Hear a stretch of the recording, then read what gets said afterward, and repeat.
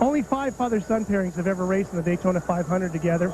Richard and Kyle Petty, Richard and his father Lee Petty, Buck Baker and his son Buddy, and of course Davey Allison and his father Bobby. And here we have Dale Earnhardt Sr. and Jr. Dale, can you tell me a little bit about what it's like for you today?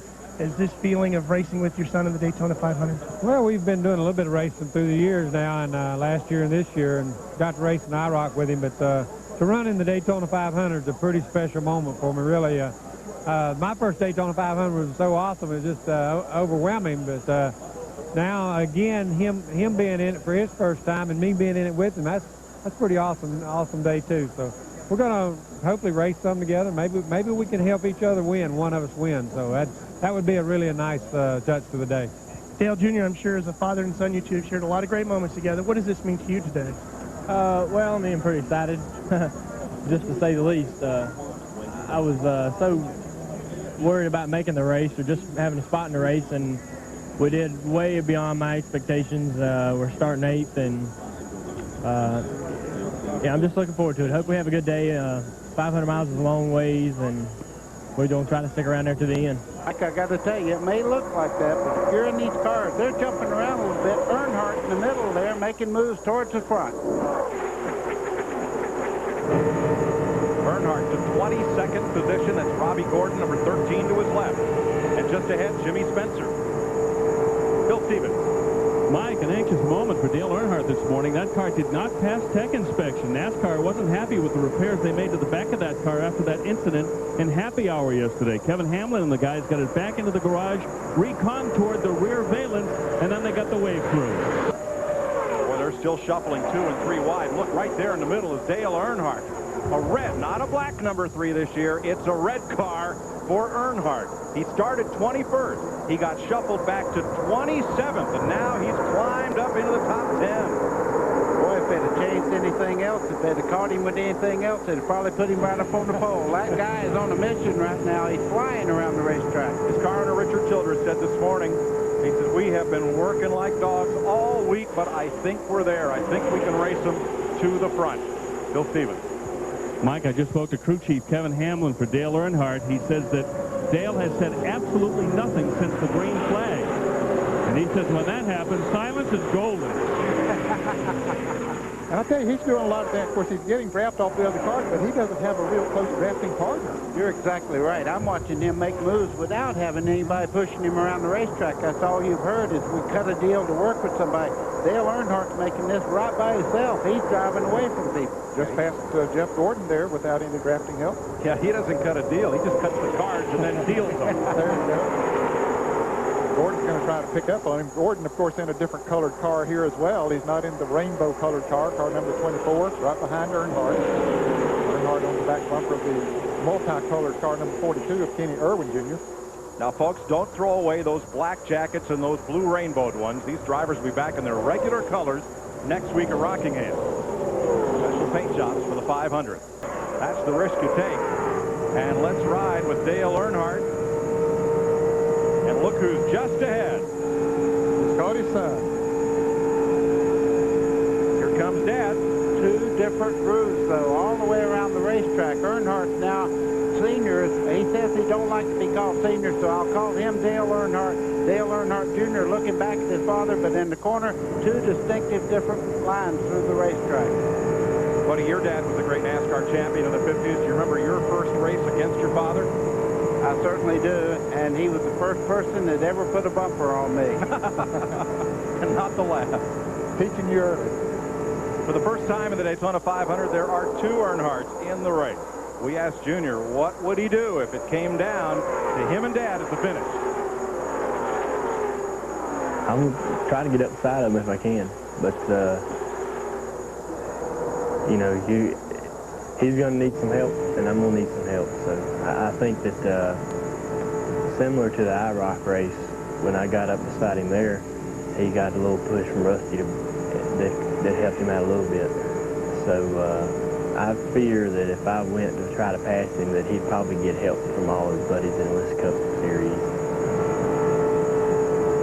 Well, Mike, I thought they were going to work together. I watched Earnhardt Jr. move up on the racetrack to try to help his dad, and I think they'll eventually get to where they're running where Earnhardt Sr.'s car works the best. And if they do, they might just pass everybody, because that high line is not a bit slower than down where they call the preferred line, down around the yellow part of the lines around the bottom of the racetrack. Now, these two cars look similar. They're both 2000 Chevrolets, but they're prepared differently. Earnhardt drives for Richard Childress, as he has the past 15 or so seasons. Junior's car is owned by his father and prepared at the Garage Mahal up there that Dale Earnhardt owns. And Dale Earnhardt's partner there is just behind Earnhardt. So there's three of them working together, but Jeff Gordon's kind of fighting back on the inside. Just up on the right side there is Skinner trying to run the high side now and help those guys in front of him. Jeff Gordon taking the short way around. You know, one of the great things about Earnhardt and his style, and you're really seeing it here in this early part of the race, is his strategy. His secret to success, he says, you have to make your attack quick. You have to make every move count, and indeed, that's what he's done since the outset of this race. And remember, he is driving in better shape than he's been in years. He had a back operation this winter, out for several months, and he is in the best of health he's ever been in. Let's get back with the action. With Kevin Hamlin, the crew chief for Dale Earnhardt, what's the difference between this car and the one we saw in the twin 125s that was lukewarm? Well, we've done a lot of work since that 125. We got a little bit embarrassed. We're trying to work out the bugs of this new spring and shock package with this Jim Goodwrench Monte Carlo. I think we're gaining a little bit on it, but it's still going to be a battle today. It seemed like at the beginning there, when the 3 Fords got lined up, 3 or 4 Chevrolets got lined up, and they couldn't do anything to catch them. But we'll keep tinkering with it all day and see what we can do. Hopefully this red Taz car will get us in victory lane. I wouldn't bet against it. To Ralph Sheheen. Still a lot of side-by-side up in that front pack. There are the Earnhardts, Dale and Dale Jr. running 6th and 7th. But it was a while back, Junior was coming up on his dad, but or his dad. How was that he moved up and let it go? He had run his father down. He was in a line that was running much faster, and he just pulled over and helped his dad. So he realizes where he gets his real help from, and he's first to tell you that he wouldn't be where he is without his father's help. So he's helping him now. So they caught right back up to the lead draft. They're working together. Hey, who better to learn from than a 7-time NASCAR Winston Cup champion? Even if he is your dad. That's right. Right. When Dale Earnhardt Jr. first started his racing career in a late model, he was in charge of getting all the stuff for his own car. So he used to sneak into his dad's shop and, look around a little bit. Then crew chief Tony Urey Sr. got mad at Jr. one day for taking a roll of duct tape. I said, is that all he took, Tony? He said, well, I don't know. His car ran pretty good back then. He was lifting a lot of parts out of the back of the shop, Mike. Dick Berggren.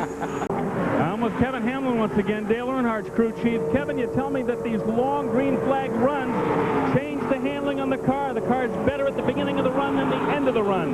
Can you fix that? We're working towards that direction. We're still just getting a little bit too tight the longer we run. And the next stop, we're going to make a couple adjustments to see if we can't help that. Richard Childress, the team owner, also on the headset. He's been talking to Dale throughout the day as well. These cars get about 7 miles to the gallon on the restrictor plate tracks, only 5 miles per gallon, where they run them the engines unrestricted. You wouldn't settle for that in your family sedan, but then you don't commute to work at 190 miles an hour either. No, that's for sure. And these cars, they go forever on fuel, as you say. Now, can Dale Earnhardt be helped to Earnhardt Jr.? Well, down the straightaway, yes. In the corner, they have a little different line. I think Earnhardt Jr. right now has got to drive his own car. His dad's behind him right now. If he can get some help from him, it'd be great. But he's got to drive his own car. Dick Berggren. Well, one of the things that has happened here is some of the guys who took 2 tires not only got better advantage on the racetrack, their cars have gotten faster. Earnhardt Jr. is one of them. His car has been pushing, so 2 tires will loosen it up a little bit, and that's part of the reason he took just 2. And Buddy Baker, you are absolutely right. Jarrett and Mark Martin working together is a result of Todd Parrott coming down to Mark Martin's pit and saying, let's hook up, go to the front, and get this thing. Here they come. You see them from the Bud Cam on Earnhardt Jr.'s car, right side of your screen. Number 6 Martin, and right behind him, 88 Jarrett. Now they're running the low groove. That's where they They chose to go after the restart of the race, and right now the outside groove seems to be moving a little bit better. Mark Martin there trying to get by Dale Earnhardt Jr. I think as they go along and the heat gets in the tires, you can see Mark Martin a little quicker in the corner there. Bill Elliott up there really working on the 10 car of Johnny Benson. Boy, Tony Stewart just ran a whole lap, 3 abreast, and here they come 3 wide off the corner in the middle of that pack. Oh, that's close, and Stewart finally finds a space in the high groove. Boy, just behind them, I tell you what, my hair's standing up. These guys are 3 wide as they head down towards turn 1. This is a real scramble. You're going to find out who has the great car now.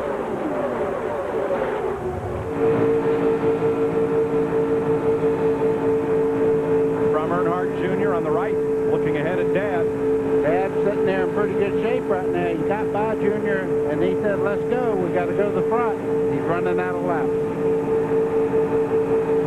3 Fords lead those 2 Chevrolets, and Robbie Gordon now up to 6th.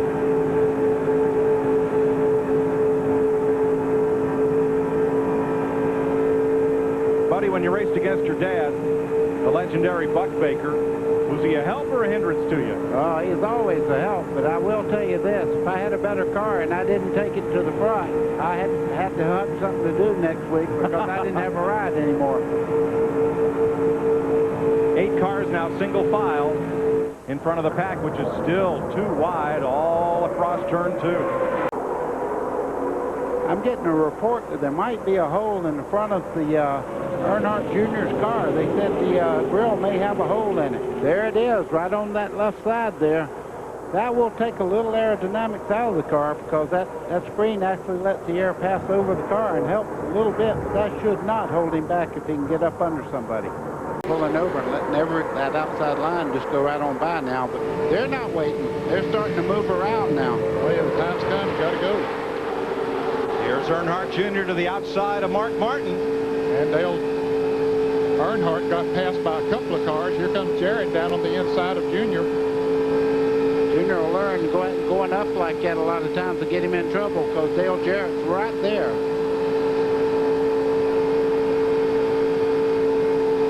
Jarrett forges ahead to 4th place. 2-time winner and fastest qualifier. And defending Winston Cup champion Dale Jarrett. Dale Earnhardt Jr. is going to get sent to his room after this race. Dale Earnhardt Sr. just radioed in, said that 8 car just cost us the race. Who's driving that thing anyway, and who's he work for? In fact, he's not helping us out at all, guys. He works for his dad, who called that in. And I think he just got slammed to the back by Bobby Labonte.